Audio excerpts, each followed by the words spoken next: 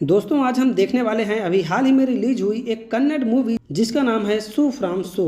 तो मूवी की शुरुआत में हमें अशोक नाम का एक आदमी दिखाया जाता है जो कि नींद में एक भूतिया सपना देखता है और वह डर के मारे उठकर बैठ जाता है।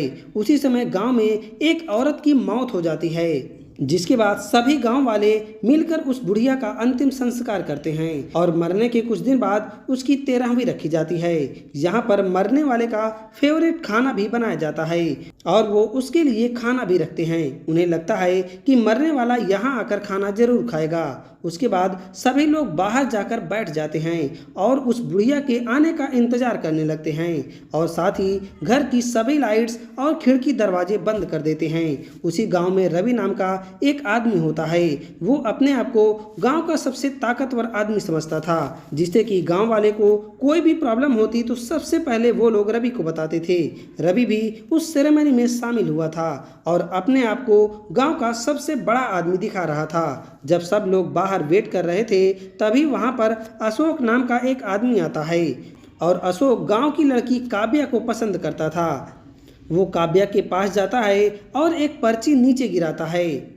इसके थोड़ी ही देर बाद अशोक का फ़ोन बजने लगा, लेकिन अशोक को याद आता है कि उसका फ़ोन तो घर के अंदर है, जिससे कि वह जल्दी से उस घर का दरवाज़ा खोलकर अंदर चला जाता है और वहां से अपना फ़ोन लेकर बाहर आता है। ये देखकर गांव वाले उस पर काफ़ी ज़्यादा गुस्सा होते हैं। वो सब कहते हैं कि फ़ोन के चक्कर में वो दरवाज़ा कैसे खोल दिया। दरअसल अशोक को लग रहा था कि ये फ़ोन काव्या ने किया होगा, लेकिन जब वह नीचे देखता है तो उसकी लिखी हुई पर्ची वहीं ज़मीन पर पड़ी थी, यानी कि काव्या ने उसका चिट उठाया ही नहीं था। अब कुछ देर के बाद सभी लोग दरवाज़ा खोलकर अंदर आते हैं और वहीं पर बैठकर बात करना शुरू कर देते हैं। सभी लोग पकवान को टेस्ट करते हैं, उसमें से कोई स्वाद नहीं आ रहा था और सब लोग सोचते हैं कि शायद मरने वाला आकर खाना खा के चला गया।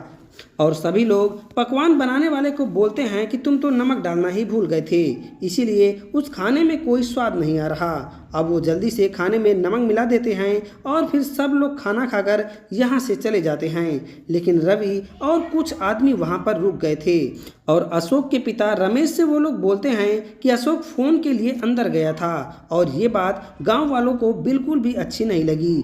अगर मरने वाले को भी बुरा लग गया तो वह उसको पकड़ सकता है, इसीलिए उन्हें अपने बेटे का ख्याल रखना चाहिए और उन्हें अकेले बिल्कुल भी कहीं आने जाने नहीं देना चाहिए। अगली सुबह गांव में एक शादी थी तो गांव वाले सभी लोग फुल टल्ली होकर नाच रहे थे।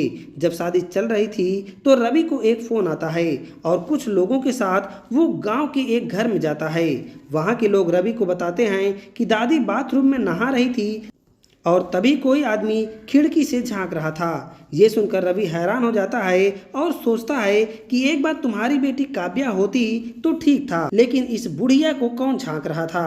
जिसके बाद वो बाथरूम का पूरा इंस्पेक्शन करने लगता है और उधर रवि के साथ आए हुए लोग बताते हैं कि ये तो कोई मिस्ट्री टाइप का है और हम लोगों को ये पुलिस के हाथों में केस दे देना चाहिए, जिससे कि पुलिस वाले आकर यहाँ की फिंगरप्रिंट चेक कर सकें और तब पता चल जाएगा कि यहाँ से कौन झांक रहा था।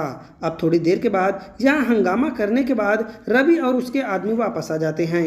अब अगले दिन गांव वाले एक दूसरे से बात कर रहे थे और सब मिलकर उस बुढ़िया के घर जाते हैं। वहाँ पर अशोक सुबह उठकर आईने में अपना चेहरा देखता है और उसको याद आता है कि कल रात जब वह शादी से वापस जा रहा था तो उसने काव्या को देखा था और उसके बाथरूम के पास किसी के नहाने की आवाज़ आ रही थी, जिससे अशोक को लगता है कि शायद काव्या ही नहा रही होगी। लेकिन जब वह खिड़की से झांकता है तो वहां पर दादी नहा रही थी, जिससे वह डर जाता है और वहां से भाग निकलता है। और थोड़ी ही देर बाद यहाँ रवि और उसके आदमी आ जाते हैं। वो बोलते हैं कि हम लोग पुलिस को बुलाएंगे ताकि फिंगरप्रिंट चेक कर सके। अशोक पास की झाड़ियों में छिपा होता है और ये सारी बातें सुन रहा होता है। ये सुनकर वो काफ़ी ज़्यादा डर जाता है। अब थोड़ी देर के बाद अशोक पेंट का डब्बा लेकर बाथरूम की खिड़की पेंट करने लगता है ताकि उसके फिंगरप्रिंट्स पुलिस को ना मिल सकें। इतने में एक आदमी बाहर आता है और वह अशोक को देखकर चिल्लाने लगता है। बाकी 2-3 लोग और आ जाते हैं और अशोक के पीछे पड़ जाते हैं। अशोक वहां से भागने की कोशिश करता है, लेकिन वो लोग आखिर में उसे पकड़ लेते हैं। एक आदमी बोलता है कि शायद इसे भूत लग गया है, तभी ये ऐसे बिहेव कर रहा है। और ये सुनकर अशोक सोचता है कि ये तो बहुत अच्छा आइडिया है, और वो वहाँ पर भूत से पकड़े जाने का नाटक करने लगता है। अब सभी गांव वाले अशोक के घर वालों को बहुत बुरी तरह से देखने लगते हैं और उनसे डर कर भागने लगते हैं।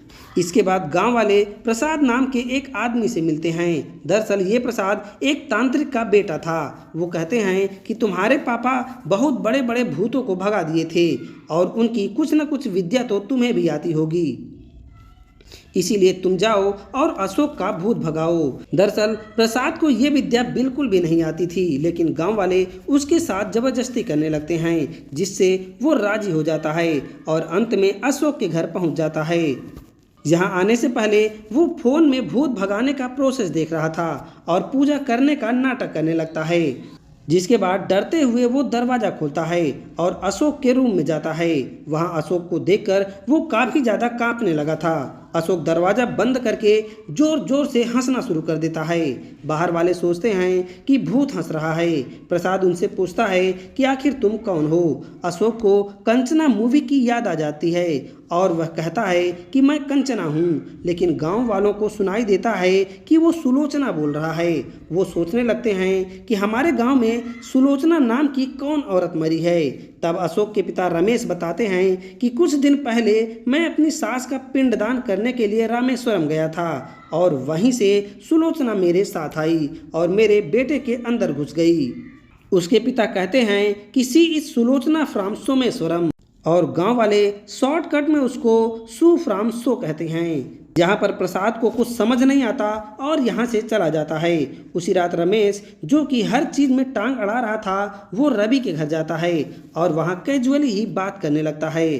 पहले तो रवि वहां आने से डर रहा था, लेकिन रवि का आदमी कहता है कि हमारे रवि अन्ना कुछ भी कर सकते हैं और उनके लिए भूत भगाना भी कोई बड़ी बात नहीं है।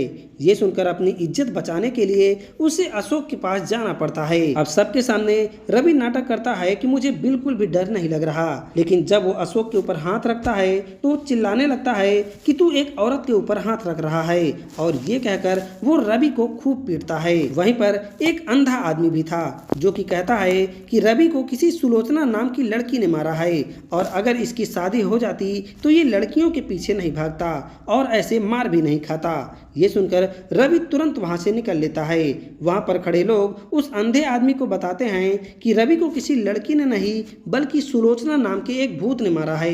ये सुनकर वो आदमी कहता है कि रवि तो बहुत बड़ा ठरकी है, वो साला तो भूत को भी नहीं छोड़ रहा और भूत के साथ भी छेड़खानी कर रहा है, इसकी जल्दी से शादी करा देनी चाहिए। जिसके बाद गांव वाले हंसने लगते हैं।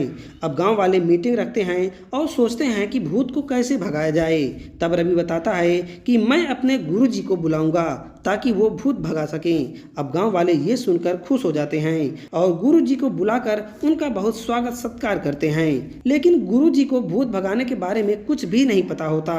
अब ये अशोक को देखते हैं और गांव वालों से बोलते हैं कि इस भूत को भगाने के 3 तरीके हैं। पहला कि इसे कंद का जूस पिलाया जाए, जिससे कि उसे उल्टी होगी और भूत बाहर आ जाएगा, और अगर ये काम नहीं करता तो दूसरा तरीका अपनाना पड़ेगा। बड़े बड़े पत्थरों को रस्सी में बांधकर अशोक की पीठ में सुई घुसानी होगी और अशोक को पत्थर से लटका देना होगा, जिससे कि वो भूत खुद ब खुद बाहर आ जाए।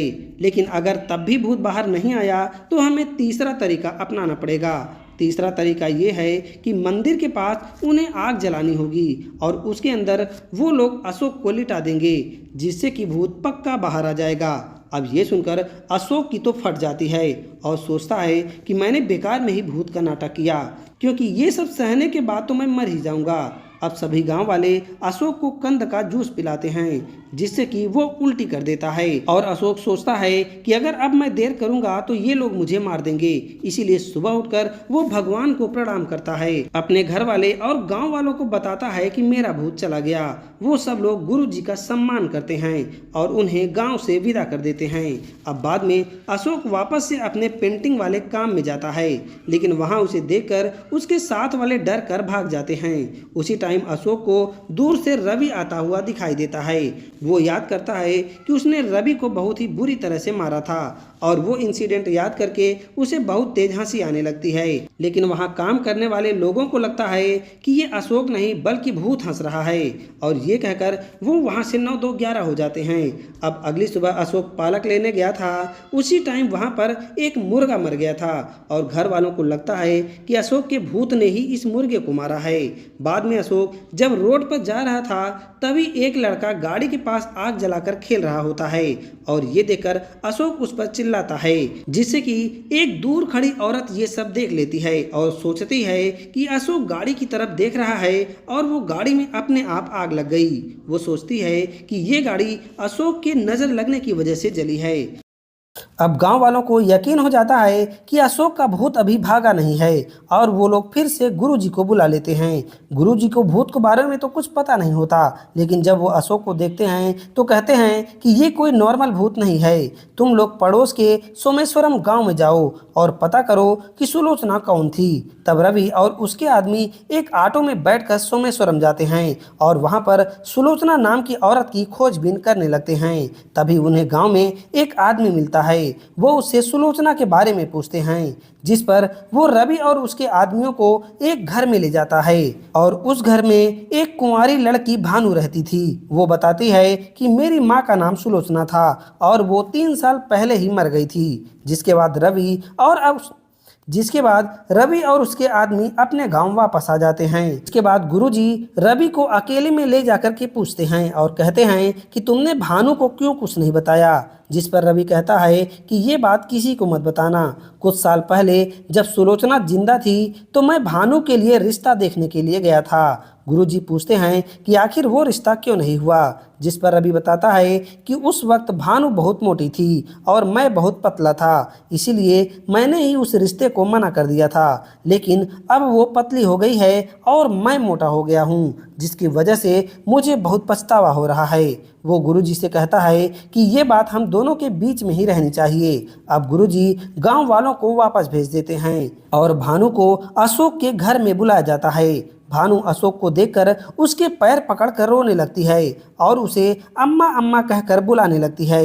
अगली सुबह अशोक के घर वाले उसे एक घर में बंद करके बाहर चले जाते हैं और अशोक छत के रास्ते से बाहर निकलकर गांव में हंगामा करता है कि मैं पूरी तरह ठीक हो चुका हूं, लेकिन गांव वाले उसे देखकर भागने लगे थे। गुरुजी कहते हैं कि ये कोई साधारण भूत नहीं है, सिर्फ सुलोचना की बेटी ही इसे भगा सकती है। अब वो लोग भानु के पास जाते हैं और गुरुजी भानु से कहते हैं कि मैं पहले टीवी चैनल में काम करता था, लेकिन मेरी जॉब चली गई, जिसकी वजह से मेरे पास पैसे नहीं है। अगर तुम किसी तरीके से अपनी माँ को यहाँ से भगा दोगी तो हम लोगों को कुछ पैसे मिल जाएंगे। जिसके बाद भानु अशोक के पास जाती है। वो अशोक कहता है कि मैं तेरी माँ नहीं हूँ, लेकिन भानु उससे अपनी सारी दुख भरी बातें बताने लगती है।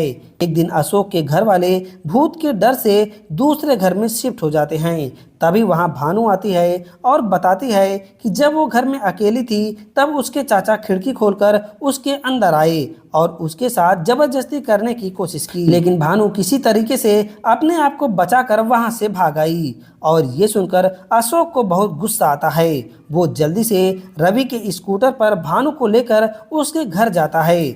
उधर अशोक भानु के चाचा को सबक सिखाने का प्लान बनाता है और वो साड़ी पहनकर भूत का नाटक करता है। रवि और बाकी गांव के लोग भी अशोक के पीछे पीछे भानु के घर जाते हैं। अशोक भूत का नाटक करके भानु के चाचा को बहुत पीटता है और वार्निंग देता है कि अगर उसने दोबारा ऐसा किया तो मैं तुम्हें जान से मार दूंगा। लेकिन भानु के गांव वाले बोलते हैं कि पड़ोस की गांव का आकर हमारे गांव वालों को कैसे मार सकता है, और वो सभी मिलकर अशोक को मारने की कोशिश करते हैं। लेकिन रवि और उसके आदमी वहां पहुंच चुके थे और अशोक के लिए वो सब लड़ने लगते हैं और आखिर में भानु को लेकर अपने गांव वापस आ जाते हैं। अब अशोक गांव वालों से कहता है कि मैं सुलोचना बोल रही हूँ, जब तक मेरी बेटी इस गांव में है तब तक तुम लोग खुश रहोगे। अगर किसी ने मेरी बेटी को दुख पहुंचाने की कोशिश की तो मैं दोबारा वापस आऊंगी। जिस पर गांव वाले सोचने लगते हैं कि भानु की इसी गांव में शादी करा देनी चाहिए और वो सभी लोग एक बूढ़े से उसकी शादी फिक्स कर देते हैं। और ये सुनने के बाद रवि बहुत गुस्सा होता है। वो कहता है कि इस गांव का सबसे बड़ा जवान आदमी मैं ही हूँ और तुम लोग उसकी शादी के लिए एक बूढ़े को चुन रहे हो, मैं ऐसा नहीं होने दूंगा। जिसके बाद सभी गांव वाले मिलकर भानु की शादी रवि से ही करा देते हैं। दूसरी तरफ हम अशोक को देखते हैं जिससे उसके दोस्त उससे पैसे मांग रहे थे क्योंकि उसने उन सब से उधार लिए थे। लेकिन अशोक फिर से सुलोचना का नाटक करता है और कहता है कि अशोक तुम्हारे पैसे नहीं दिए तो तुम लोग उसका क्या कर लोगे, जिससे उसके सारे दोस्त डर जाते हैं और वहां से भाग जाते हैं। और इसी सीन के साथ ये मूवी खत्म हो जाती है।